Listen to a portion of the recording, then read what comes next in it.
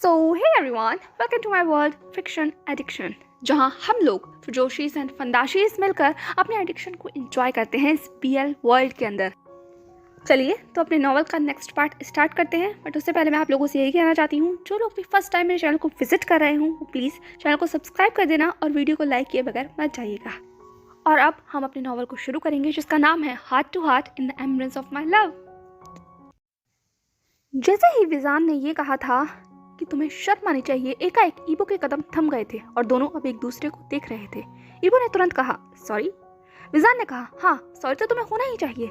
ईबो एकदम से जैसे झटपटा गया हो। उसने कहा आप कहना क्या चाहते हैं और आप हैं कौन? विजान ने कहा वो जरूरी नहीं है, पर पहले तुम बताओ तुम कौन हो, और दूसरी बात क्या मैं तुमसे एक सवाल पूछ सकता हूँ?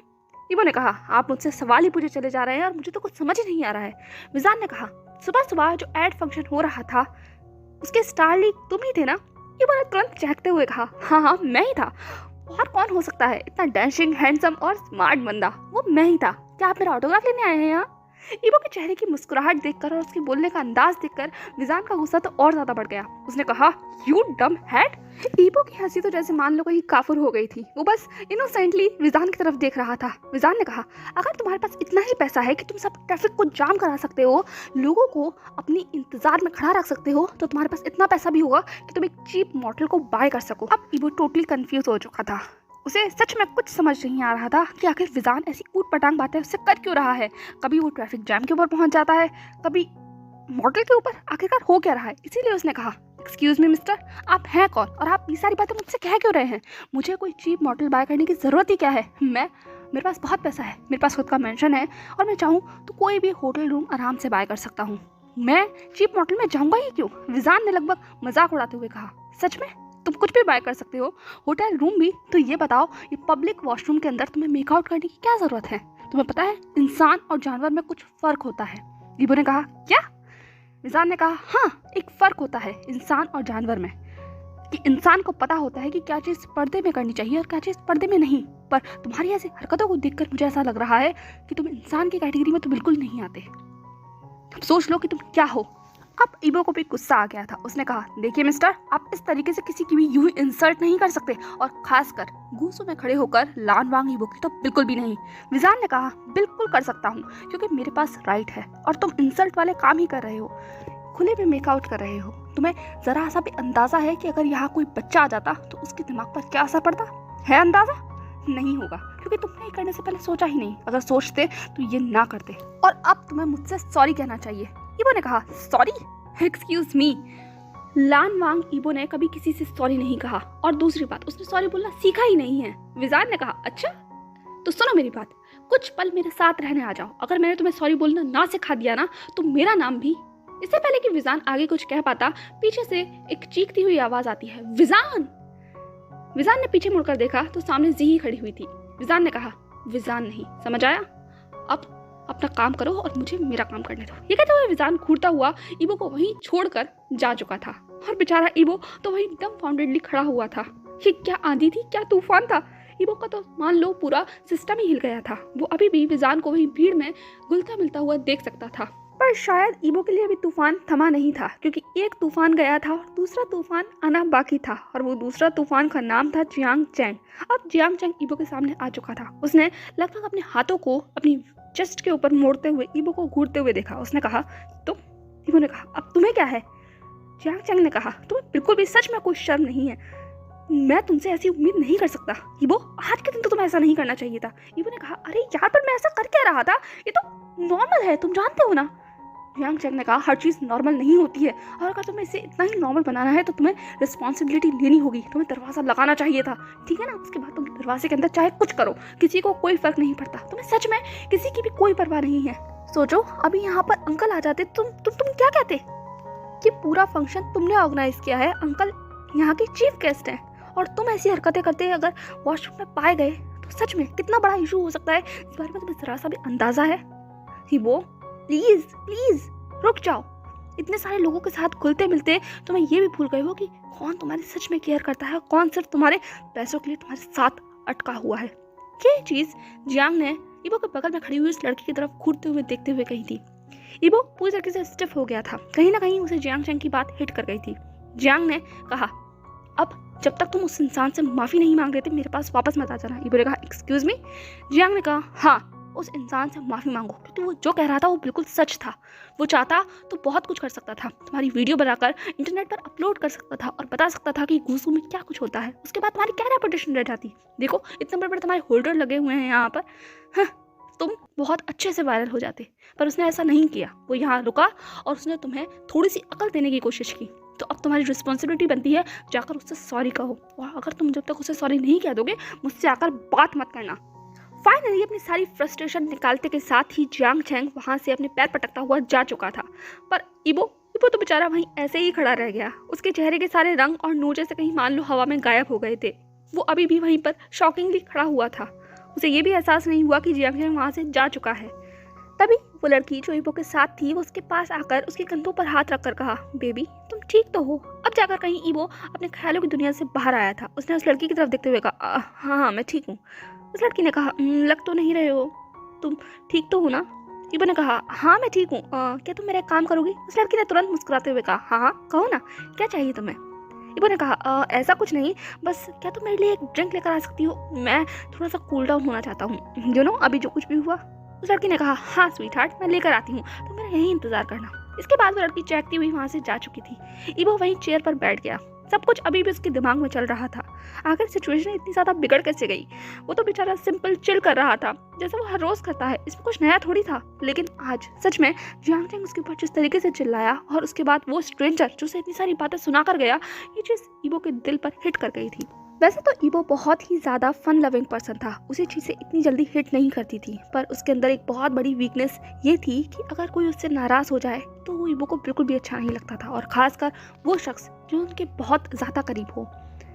और जियांग चैंग तो उसका बेस्ट फ्रेंड है। जिस तरीके से वो नाराज़ होकर गया ये ईबो को बिल्कुल भी अच्छा नहीं लग रहा था। अब उसका पूरा पार्टी मूड स्पॉइल हो गया था। ईबो ने एक नज़र उस तरफ देखा जहाँ जियांग चैंग गया हुआ था, फिर अपनी उसी पपी आइज से दूसरे डायरेक्शन में देखा जहाँ विजान गया हुआ था। फिर उसने अपने मन में कहा, लगता है मुझे आज सॉरी कहना ही पड़ेगा। वांग ईबो, कोई बात नहीं, कभी कभी अपना एटीट्यूड और अपनी प्राइड को नीचे कर अपने फ्रेंड को खुश करना भी ज़रूरी है।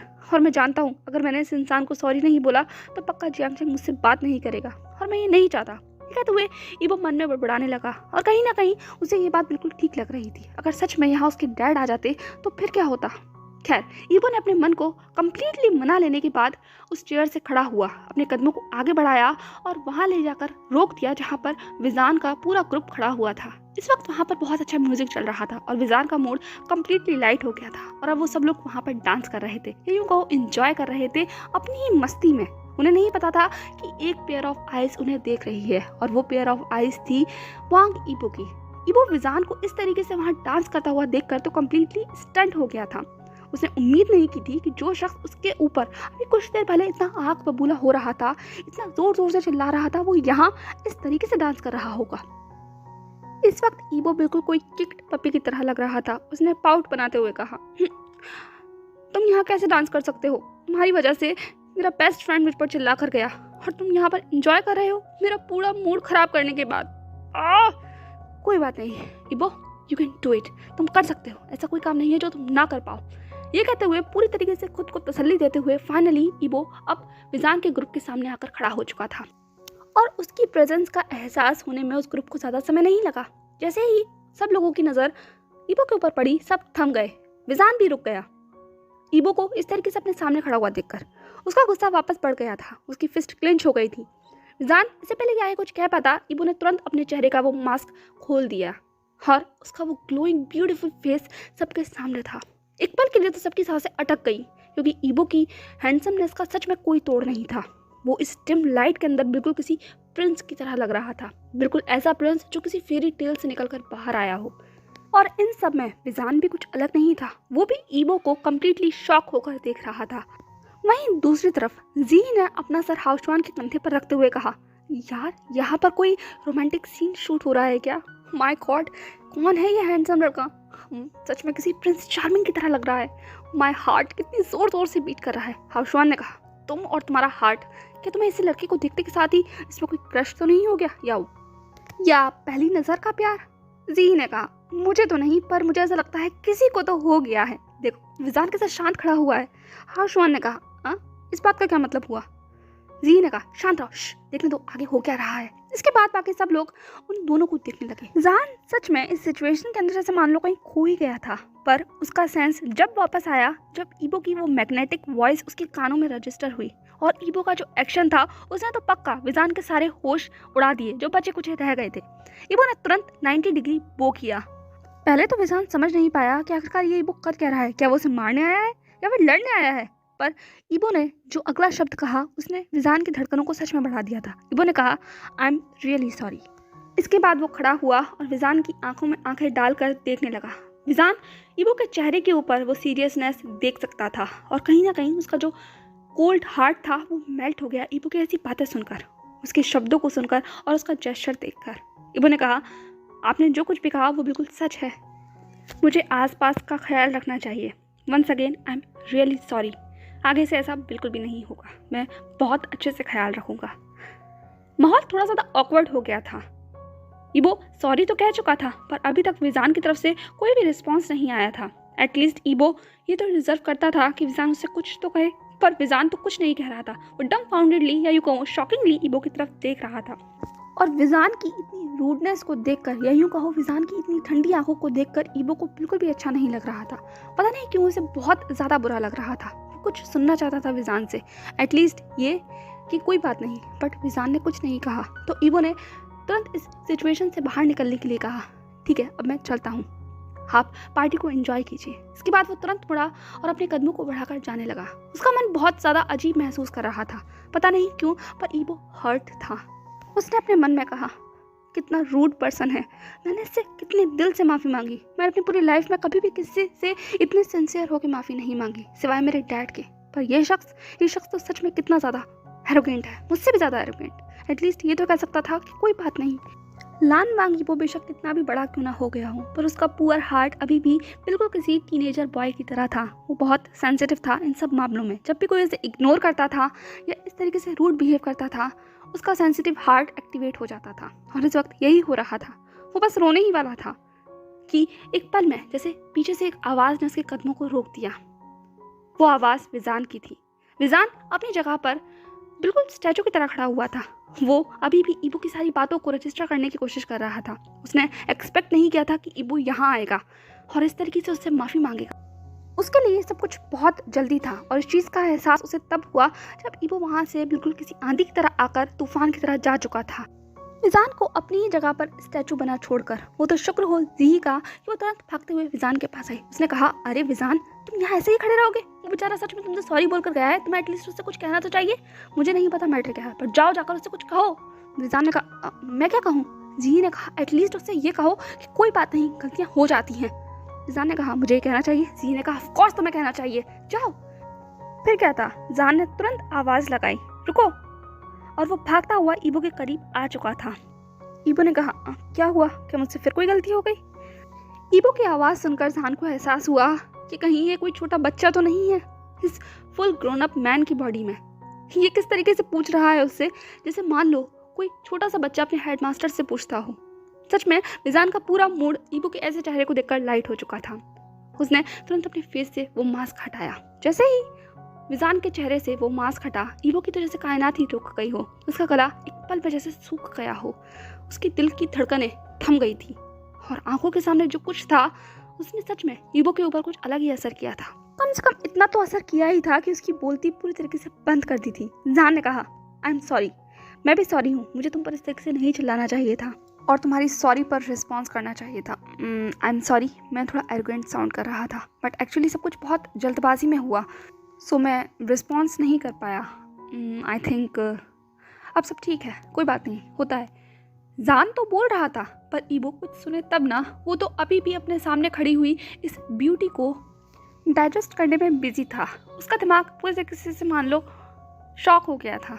जब ईबो ने कोई भी जवाब नहीं दिया तो जान ने कहा हे आर यू ओके? पर इससे पहले कि ईबो कोई भी जवाब दे पाता, जान का पूरा ग्रुप वहाँ पर आ चुका था।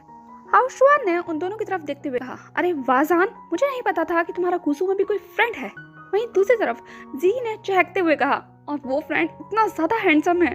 वाह, तुम्हारी चॉइस तो बहुत अच्छी है जान। हाउसवान और जी की ऐसी बातें सुनकर विजान ने तो सिर्फ अपना सर पकड़ लिया। उसके दोस्त कहीं भी उसकी इंसल्ट करे बगैर बाज नहीं आ सकते। जहान ने कहा, ये मेरा कोई फ्रेंड नहीं है, हम बस टकरा गए थे। इबो ने कहा, हाँ हम टकरा गए थे। वैसे हेलो, माई सेल्फ लानवांग इबो। इबो के चेहरे की इतनी चार्मिंग स्माइल देखकर वहाँ पर खड़ा हुआ हर शख्स बहुत ही ज़्यादा अच्छा महसूस कर रहा था। हाउशवान ने कहा, hello, nice to meet you Ibo. Ji ने कहा, हाँ नाइस टू मीट यू। बाकी न्यूसेंग और वेनिंग ने भी सेम टू सेम यही जवाब दिया। इबो ने कहा, वैसे आप लोग मुझे यहाँ के नहीं लग रहे, क्या आप लोग फर्स्ट टाइम घुस आए हैं, क्या कोई टूरिस्ट हैं? जी ने कहा, हाँ बिल्कुल, तुमने सही पहचाना, हम लोग यहाँ के नहीं हैं। एक्चुअली हम लोग बीजिंग से यहाँ वाइन फेस्टिवल को एंजॉय करने आए हैं। इबो ने चहकते हुए कहा, अरे वाह, फिर तो आप बिल्कुल सही इंसान से टकराए हैं। जी ने कहा, क्या मतलब? इबो ने अपनी चिरपिंग वॉइस में कहा, क्योंकि गुसु को मुझसे बेहतर और कोई नहीं जान सकता। इस वक्त इबो सच में किसी छोटे से बच्चे की तरह खिलखिला रहा था। जान ने बड़बड़ाते हुए कहा, हाँ कोई नहीं जान सकता, आखिरकार ये चीज़ हमने सुबह सुबह देख ही ली। पर जान का बड़बड़ाना इबो के कानों में पड़ चुका था। इबो ने तुरंत जान को घूरते हुए देखा, पर इससे पहले कि वो आगे कुछ कह पाता, एक आवाज़ ने उसका अटेंशन चुरा लिया। स्वीट हार्ट, तुम कहाँ गए थे? मैं तो तुम्हें कब से ढूंढ रही थी। जैसे ही इबो ने यह आवाज़ सुनी, उसके चेहरे के हाव भाव तुरंत बदल गए। उसने अपनी आंख बंद कर धीमे से कहा, अबे यार, अब तुम यहाँ क्यों आ गई? हम अपना काम खत्म कर चुके थे ना। पर उसने अपने चेहरे पर एक मुस्कुराहट ली और उस लड़की की तरफ घूम गया। उसने कहा, मैं तो बस यहाँ ऐसे ही मजे करने आया था, यू नो। जान इबो के सारे हरकतों को देख रहा था। उसने कहा, सच में कितना ज़्यादा ड्यूअल पर्सनैलिटी है। अभी तो बड़बड़ा रहा था और अब देखो कितना खुश होकर बातें कर रहा है। जान अपने सामने इस नज़ारे को देख ही रहा था और वो लड़की चिपक कर इबो के पास लगभग उसके ऊपर चढ़े ही जा रही थी। उस लड़की ने कहा, देखो ना, मैं तुम्हारे लिए ड्रिंक लेकर आई हूँ और ये तुम्हारी फेवरेट है। इबो ने कहा, मेरी फेवरेट? ये तुम्हें कैसे पता? उस लड़की ने कहा, कम ऑन, मैं तुम्हारे बारे में बहुत अच्छे से जानती हूँ। इबो ने कहा, सच में? मेरे बारे में तुम जानती हो? वो दोनों आगे से पहले कुछ कहते, एक और आवाज़ उनके कानों में पड़ चुकी थी और वो आवाज़ बहुत ज़्यादा दमदार थी। उसने कहा, तो ये है वो लड़का जिसने तुम्हें मुझसे दूर कर दिया। जैसे इबो ने और जान के पूरे ग्रुप ने ये आवाज़ सुनी, सबने उसी डायरेक्शन में देखा तो सामने लगभग एक बॉडी बिल्डर इंसान खड़ा हुआ था। इबो का तो जैसे गला सूख गया। उसने उस इंसान की तरफ देखा और फिर अपने सामने खड़ी हुई उस लड़की की तरफ देखा जिसने तुरंत अब इबो का हाथ छोड़ दिया था। पर इससे पहले कि आगे वो कुछ भी समझ पाता, उस इंसान ने अपने कदमों को बढ़ाया और इबो के फेस पर एक जोरदार पंच कर दिया और इबो बेचारा जमीन पर गिर गया। जान तुरंत एक्शन में आते हुए इबो के करीब आ गया। उसने कहा, तुम ठीक तो हो? इबो ने कुछ भी नहीं कहा, वो बस इस सिचुएशन को समझने की कोशिश कर रहा था कि आखिरकार उसे पंच पड़ा क्यों। उस बॉडी बिल्डर आदमी ने कहा, तुम मेरी गर्लफ्रेंड से दूर रहना। इबो ने कहा, तुम्हारी गर्लफ्रेंड? उस आदमी ने कहा, हाँ मेरी गर्लफ्रेंड, ये मिया। ये कहते हुए उस आदमी ने मिया का हाथ पकड़ लिया। वो अभी भी इबो को घूर रहा था और इबो को तो ऐसा लग रहा था कि आज उसका दिन सच में बहुत ज़्यादा बुरा है और ये आदमी कहीं उसके हैंडसम फेस पर एक और मुक्का ना मार दे, इसीलिए उसने अपना फेस कवर कर लिया। पर उस आदमी ने सिर्फ उस लड़की का हाथ पकड़ा और कहा, चलो मेरे साथ। इसके बाद फिर क्या था, वो आदमी मिया को लेकर वहाँ से जा चुका था और इबो अभी भी ज़मीन पर ही बैठा हुआ था। उसके बगल में जान था। जैसे ही वो वहाँ से चला गया, जान ने इबो के चेहरे को देखते हुए कहा, लगता है तुम्हें कुछ ज़्यादा ही चोट लगी है। इबो के फेस पर सच में चोट लग गई थी। उसके नोज ब्लीड कर रही थी और लिप्स साइड से कट चुका था। जी तुरंत भागते हुए वहाँ पर आई। उसने कहा, आखिरकार ये था कौन? हाउशवान ने कहा, जो भी था उसका पंच बहुत दमदार था, फेस पर बहुत अच्छा असर किया है। इबो ने कहा, हाँ असर नहीं, बहुत जोर से लग रही है। जान ने कहा, देखा, बुरे काम करोगे तो यही होगा। इबो ने कहा, अरे कम से कम अभी तो तुम मेरे ऊपर रहम खाओ, मुझे दर्द हो रहा है। जान ने कहा, अच्छा चलो खड़े हो जाओ, तुम्हें फर्स्ट एड की ज़रूरत है। इबो ने कहा, यहाँ कहाँ फर्स्ट एड मिलेगा? जान ने कहा, कहीं नहीं, मेरे साथ चलो, जीप में फर्स्ट एड किट है, मैं वहाँ जाकर तुम्हारी ड्रेसिंग कर देता हूँ, फिर तुम्हें अच्छा फील होगा। फिर क्या था, जान ने इबो का हाथ पकड़ा, उसे सपोर्ट देकर खड़ा किया और वो लोग आगे बढ़ने लगे। विजान कुछ कदम आगे बढ़ा ही था कि तभी उसे एहसास हुआ कि कुछ तो ऑकवर्ड है। हाँ, उसने अपने दोस्तों को तो बताया ही नहीं। वो दोनों अपनी बातों में इतना ज़्यादा मशगूल जो हो गए थे, इसीलिए वो तुरंत मुड़ा और अपने दोस्तों की तरफ देखने लगा। इबो ने कहा, क्या हुआ? विजान ने कहा, कुछ नहीं, रुको।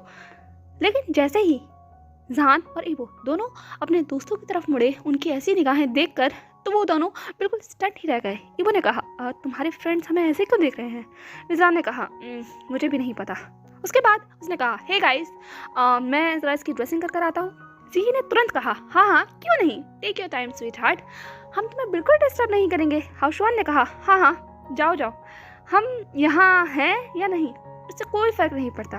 न्यूसेंग ने तुरंत हाउसवान के कंधे में हाथ डालते हुए कहा, हाँ हाँ बिल्कुल सही बात है हाउसवान, वैसे भी नया हमेशा पुराने से बेहतर ही होता है, क्यों है ना विजान? ये कहते हुए न्यूसेंग ने तुरंत विंक किया और विजान ने तो अपना सर ही पटक लिया। उसके दोस्त सच में कितने ज्यादा अतरंगी है। टीबो ने कहा, ये तुम्हारे फ्रेंड्स इतना ज्यादा अजीब क्यों बिहेव कर रहे हैं, सब कुछ ठीक तो है ना? विजान ने कहा, ये चीज़ तो आज तक मैं भी नहीं समझ पाया, अब चलो इससे पहले कि ये लोग कोई और तमाशा करना शुरू कर दें। ये कहते के साथ ही जान ने तुरंत ईबो का हाथ पकड़ा और उसे वहां से ले गया, पर अपने पीछे वो 3 लोगों को ऐसे ही छोड़ गया था। जी के आंखों में तो बिल्कुल स्टार्स नजर आ रहे थे। हाउसवान ने कहा, तुम उन्हें ऐसे क्यों देख रही हो? जी ने कहा, तुम नहीं समझोगे, love in the air dude, love in the air. हाउसवान ने कहा, तुम सच में बहुत अजीब हो। जी ने कहा, वो तो मैं हूँ। चलो सीन शिफ्ट होता है, अब जान और ईबो बहुत ही सावधानी के साथ जीप में बैठ गया था। बेचारे को सच में कुछ ज़्यादा ही तेज वो पंच लगा था। जहान ने तुरंत फर्स्ट एड किट बाहर निकाला और उसके बाद वो ईबो की ड्रेसिंग करने लगा। इस बीच में जहान को ये एहसास नहीं हुआ कि वो ड्रेसिंग करते करते ईबो के कुछ ज़्यादा ही करीब आ गया है। जहान का पूरा ध्यान ईबो के उन वुंड्स के ऊपर था जहाँ से ब्लड बाहर आ रहा था, पर ईबो का ध्यान तो जैसे मान लो जहान के ऊपर ही अटक कर रह गया हो। उसकी सांसें थम गई थी जहान की उन हॉट ब्रीथ को अपने चेहरे पर महसूस करते के साथ ही। ईबो की आंखें ना चाहते हुए भी जहान के हर फेशियल फीचर को बहुत ही बारीकी से स्कैन कर रही थी। आखिर करे भी क्यों ना, जहान उसके इतना ज़्यादा करीब खड़ा जो था। ईबो बहुत सारी ब्यूटीफुल गर्ल्स के बीच में हमेशा से रहा है और वो खुद भी इतना ज़्यादा हैंडसम है, पर जहान की ब्यूटी ये तो एक्सेप्शनल केस है, कुछ ज़्यादा ही एक्सेप्शनल। आज पहली बार ईबो को अपनी दिल की धड़कनें बढ़ती हुई महसूस हो रही थी, वो भी किसी लड़के के करीब खड़े होकर। उसे नहीं पता था कि ये कैसे इमोशंस है। क्या वो अचानक से गे बन गया है जो लड़कों के अंदर इंटरेस्ट ले रहा है, पर वो ना चाहते हुए भी खुद को जहान को देखने से रोक नहीं पा रहा था। और वो जितना ज़्यादा जहान को देख रहा था उतना ही उसका दिल चीख कर कह रहा था कि ये सच में एक ट्रू ब्यूटी है। कोई आदमी सच में खूबसूरत हो सकता है और जहान उसका लिविंग एग्जाम्पल है। क्या तुमसे कभी किसी ने कहा है कि तुम कितने ज़्यादा खूबसूरत हो? अचानक से ईबो के मुंह से ये सवाल अपने आप ही निकल आया था और जैसे ही ईबो ने ये सवाल किया, जहान के हाथ जैसे बीच में ही रुक गए हों। उसने भी ईबो की तरफ देखा। अब जाकर जहान को एहसास हुआ कि वो ईबो के कितना ज़्यादा करीब आ गया है। कुछ पल के लिए दोनों एक दूसरे की आंखों में देखते रहे। जहान तुरंत जैसे अपने सेंस में वापस आया हो और उसने अपने कदमों को पीछे कर लिया। उसने कहा, हाँ डूड, तुम्हारा ये फ्लर्टिंग मेरे ऊपर नहीं चलने वाली, और तुम्हें नहीं लगता कि फ्लर्ट करने के लिए बिल्कुल भी ठीक समय नहीं है, और हाँ ठीक इंसान भी नहीं है। मैं कोई ब्यूटी नहीं हूँ जो तुम्हारे चार्म में खो जाऊंगा। ईबो ने कहा, मैं यहाँ कोई फ्लर्ट नहीं कर रहा हूँ, मैं तो फैक्ट कह रहा हूँ। मैं बस तुमसे पूछ रहा हूँ, क्या तुमसे कभी किसी ने कहा है कि तुम कितने ज़्यादा खूबसूरत हो? जान ने वही फर्स्ट एड किट में से सैनिटाइजर को निकाला और अपने हाथ को सैनिटाइज करते हुए कहा, इस बात का जवाब मैं ये देकर कह सकता हूँ कि तुम पहले तो नहीं हो। ईबो ने कहा, माय बैड। ये कहते हुए अब ईबो जीप से नीचे उतरकर खड़ा हो चुका था। दोनों एक दूसरे के साइड बाय साइड खड़े हुए थे। ईबो ने अपने चेहरे पर जो वुंड्स थे उनको चेक करते हुए कहा, वैसे तुमने ड्रेसिंग काफ़ी अच्छी की है, बिल्कुल एक एक्सपर्ट की तरह। जान ने लगभग चक्कर करते हुए कहा, ऑफ कोर्स वो तो मैं करूँगा ही, आखिरकार ये मेरा प्रोफेशन जो है। ईबो ने कहा, मतलब? जान ने कहा, मैं एक इंटर्न हूँ, मेडिकल इंटर्न। ईबो ने कहा, ओह इसका मतलब डॉक्टर? जान ने कहा, नहीं सर्जन इन फ्यूचर। ईबो ने कहा, अरे इन फ्यूचर क्या, तुम तो पक्का एक डेफिनेटली बहुत अच्छे वाले सर्जन बनोगे। जिस हिसाब से तुमने मेरी ड्रेसिंग की है, मैं कह सकता हूँ कि तुम्हारे अंदर स्किल्स हैं, क्योंकि मुझे बिल्कुल भी पेन नहीं हुआ, वरना अभी तक तो मैं चीख चीख कर पूरा मेंशन खड़ा कर चुका होता अपने सर के ऊपर। जान ने ईबो को जब ऐसी बातें सुनी तो वो बस एक पल के लिए ऐसे ईबो को दिखता ही रह गया। उसने कहा, मैंने तुम्हारे लिए सिर्फ ड्रेसिंग की है और तुम मुझे अभी से जज करने लग गए। ईबो ने कहा, देखो तुम मानो या ना मानो, लेकिन मैं लोगों को परखने में बहुत अच्छा हूँ। मैंने कहा ना, तुम एक कामयाब और बहुत ही ज़्यादा एक्सीलेंट सर्जन बनोगे, और अगर ना बनो तो इन फ्यूचर भी मैं तुम्हें यही मिलूंगा। जो चाहोगे मैं वो करने के लिए तैयार हो जाऊंगा।